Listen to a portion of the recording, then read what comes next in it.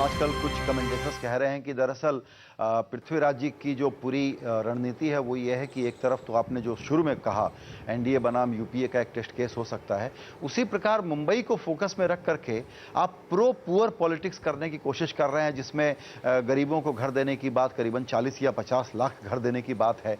मुझे लगता है कि ये कहना तो आसान है, लेकिन मुंबई की जो हालत है और जिस प्रकार के वेस्टेड इंटरेस्ट हैं उसमें इसको इम्प्लीमेंट करना बहुत मुश्किल है। कैसे करेंगे? नहीं, मैं नहीं समझता कि जो अगर हम पारदर्शक नियम बनाएं और सभी के लिए वही नियम होंगे तो किसी को कंपैरेटिव एडवांटेज नहीं मिलेगा।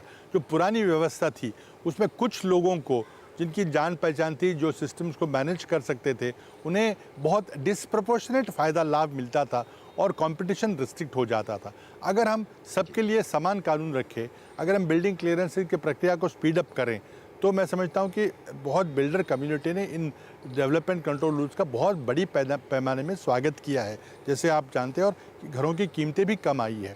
तो मैं समझता हूँ कि ये कोई प्रो पोर पॉलिटिक्स की बात नहीं है, ये राइट पॉलिटिक्स की बात है। आज 80 लाख लोग झोपड़ों में रहते हैं, जहाँ हमको नागरिक सुविधा देना बहुत असंभव सा है, तो उनको महाराष्ट्र सरकार की नीति के अनुसार हम उनको मुफ्त घर देने का हमने वादा किया है, जो कि 1995 से पहले जिन्होंने झोपड़े बनाए हैं। और वो निर्णय करने वाला मेरे ख्याल से मात्र शायद दुनिया में एक ही ऐसा राज्य हो जो मुफ्त घर बना के 80 लाख लोगों को देगा। समस्या तो है, लेकिन अगर हम झोपड़े हटाकर उसमें बहुमंजिली ज़मीन इमारतें बनाएंगे और उन बहुमंजिली इमारत बनाने का खर्चा, जो ज़मीन खुली हो जाएगी उसको ज़मीन को बेचकर वहाँ पे व्यापारी संकुल बनाकर जो पैसा आएगा उससे ये गरीबों के लिए घर बनेंगे। तो ये व्यवस्था बिल्कुल काम कर रही है, लेकिन पर्यावरण विषयक मंजूरी होती है, ऊंची इमारतों की मंजूरी होती है, इसमें बहुत ज़्यादा समय लगता है। आज भी जो पर्यावरण विषयक मंजूरी करीब 1 साल भर उसमें लगता है, जिससे मैं केंद्रीय पर्यावरण मंत्रालय के संपर्क में हूँ ताकि इस प्रक्रिया को जल्दी किया जाए। हम साथ ही में ई प्रशासन की इलेक्ट्रॉनिक माध्यम का उपयोग कर सारे बिल्डिंग के नक्शे जो है इलेक्ट्रॉनिक माध्यम से, इंटरनेट माध्यम से सभी के पास एक समय जाएंगे, और सभी कमेटियाँ जब करीब 30-35 जो परमिशंस लगती है, अप्रूवल्स लगते हैं, वो सभी लोग साथ ही में एक साथ देखें तो अप्रूवल का समय कम लगेगा और खर्चा कम हो जाएगा, जिससे कीमतें कम होंगी। एक बात और, आपने हार्ड इंफ्रास्ट्रक्चर पे अपने विचार बताए, लेकिन सॉफ्ट इंफ्रास्ट्रक्चर मुंबई जैसे शहर में भी बड़ा चैलेंज है एजुकेशन और हेल्थ को लेकर के। अभी आपने एक रिपोर्ट देखी होगी जिसमें ये पता लगता है कि एजुकेशन पर देश के तौर पर हम कितना भी खर्च कर रहे हों, बच्चे पढ़ नहीं रहे हैं। इनरोलमेंट भले ही हो रहे हों, लेकिन उनको बुनियादी गणित नहीं आता, उनको बुनियादी पढ़ाई नहीं आती। ये बड़ा चैलेंज है। मैंने सुना है कि बहुत सारे भाषाओं के स्कूल मुंबई में बंद हो गए हैं, और मुझे लगता है कि इसकी तरफ भी बहुत ज़्यादा ध्यान नहीं दिया जा रहा है। आप क्या सोचते हैं? ये बहुत बड़ी चिंता का विषय है। हमने कुछ दिन हुए केंद्र सरकार की नीतियों के चलते, राज्य सरकार की नीतियों के चलते हमने संख्यात्मक विकास पे बहुत ध्यान दिया, क्वांटिटेटिव एक्सपेंशन पे बहुत ध्यान दिया, ताकि हर एक बच्चे को स्कूल उपलब्ध हो, स्कूल के लिए इमारत बने, हम वहाँ पे टीचर्स रखें।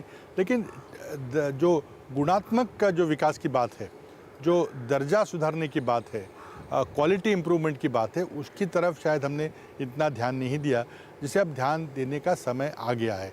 एक तरफ क्वांटिटेटिव एक्सपेंशन तो अपनी जगह है, यूनिवर्सलाइजेशन ऑफ एजुकेशन हो गया है करीब, और ड्रॉप आउट रेट कम करने के लिए भी हमने कई सारे उपाय हमने किए हैं। लेकिन अब गुणात्मक इम्प्रूवमेंट जो है, सुधार है, उसके ऊपर हमें सभी को ध्यान देना पड़ेगा।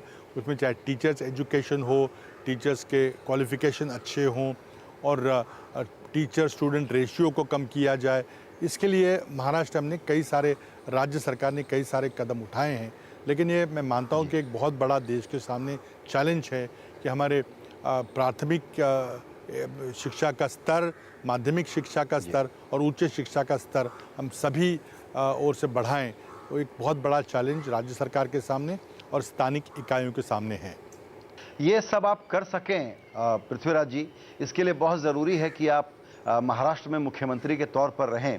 ये सवाल पुराना है, लेकिन चूंकि ये अटकल बंद नहीं होती, इसलिए यह सवाल जब भी आपसे बातचीत करें तो हमारे लिए पूछना ज़रूरी हो जाता है कि आप मुंबई में रहेंगे या दिल्ली जाने की भी पॉसिबिलिटी है। देखिए, मुझे केंद्रीय नेतृत्व में जो भी काम सौंपा है मैंने पूरे दिले जान से किया है, चाहे वो पार्टी का काम हो, चाहे केंद्र में मंत्रिपरिषद में मेरी जिम्मेदारी थी या अब महाराष्ट्र की जिम्मेदारी दी है। मैं महाराष्ट्र की जिम्मेदारी पूरी अपनी ताकत से निभा रहा हूँ और मैं समझता हूँ कि महाराष्ट्र जो एक कांग्रेस का एक बहुत बड़ा अहम राज्य है और साथ ही में एक power house of economic development है, जो इंजन ऑफ ग्रोथ है, वो उसी तरह बना रहे। मैं समझता हूँ कि जो भी जिम्मेदारी मुझे दी जाएगी वो मैं पूरी अपनी ताकत से, पूरी जिम्मेदारी से उसको निभाऊंगा। आज मैं महाराष्ट्र का मुख्यमंत्री हूँ और मैं महाराष्ट्र के मुख्यमंत्री के रूप में महाराष्ट्र का पूरा विकास, पूरी तरह से विकास करने की मेरी जो जिम्मेदारी है उसे मैं निभा रहा हूँ और मैं निभाता रहूँगा। नहीं, बिल्कुल महाराष्ट्र के लिए एक बहुत बड़े रिन्यूअल की ज़रूरत है और उसकी अपॉर्चुनिटी है और उसका एक चैलेंज है, और आप इस काम को अच्छे से कर सकें, इसके लिए हमारी बहुत शुभकामनाएं। पृथ्वीराज, इस बातचीत के लिए आपका बहुत धन्यवाद। थैंक यू, धन्यवाद।